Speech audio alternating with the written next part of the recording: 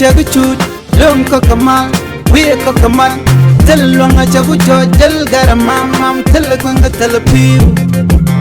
Belto, Chadak, Pakon, Ramamane. Bia Kamal Kanur Online TV, Kajan Guasme, Banarojin Bej Banajaling Re, Wish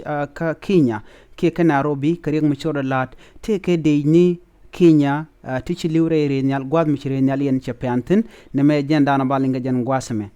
Jerek dan chura la na more which ka Kenya bana je chulinga jan gwasme mi jiram jidit ken channel me be gorjin be subscribe ke be nyane ko ken ko gor kono de la rede ken shub gande ko ken tin gor kono de ko ten na me helicopter mulla pinla ja jele re wechen wini na mo jenda na bana lat ke jan gwasme gore jin be nyane ko ken ko de ler ti de ko shub gande ko ken shi de ni Kenya shi galure renyal mi ci pen re wechen wini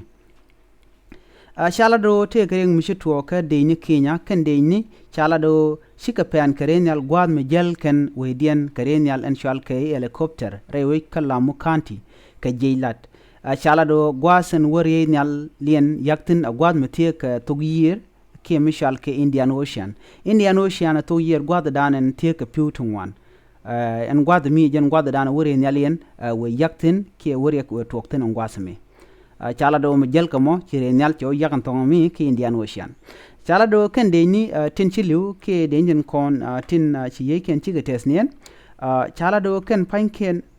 wa ladien mandan tigtin mala kana le ni shang la kana jel kare nyal ko let kan gang kan gwata mi gwada dan tigtin ke gang ka wir ke gwata ko ken la kana jel ga je ken de ni ko ngai ko ne de ni la ken patrol la kana le gon ko jel gaten agwasa mi chure nyal chure chu tokten shala do de ni to keten kontin ci yeken ci tesnien rew ka Kenya shala do ken shop ka badak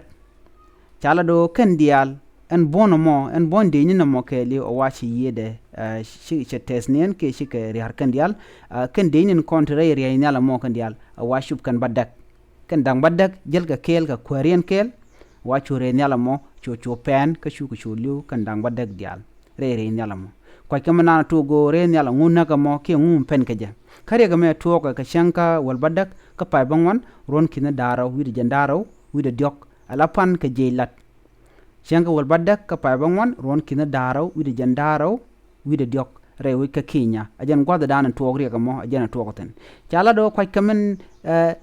jak helicopter ko jen be pen ko helicopter o dara pen nimite mishi chi taki michi tungde mishi gok chet ka jen me don jele ka pinke jele ka doba ke jele ka wijen don dara te ka dor me de nyot de ka nyot dara pen nyok me jele ka gwad me te ka pem don de pem gol ke de pem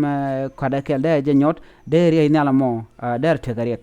chala do kwaj ka mandan en choda lad en wini duno cha jegano chine shop ka badak dial ci ye kien ci tesnien re helicopter kana mo men ci pen re we ka Kenya chala do ne tungwan jes lodian longan tama re ka Kenya ka re ga dan choda lat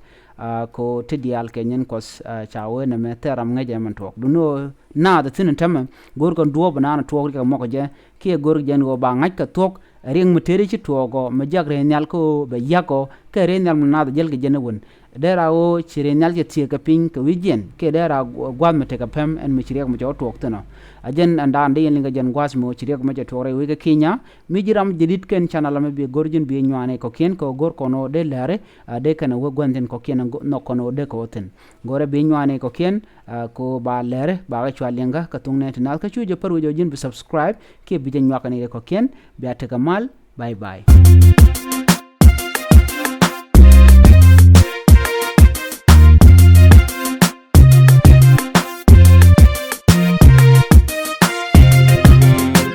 Chaguchut, Lum Kokamal, we Kokamal, Tell Longa Chagucho, Del Garamam, Telequanga Telepu, Belto, Chadak, Pakon Ramamane.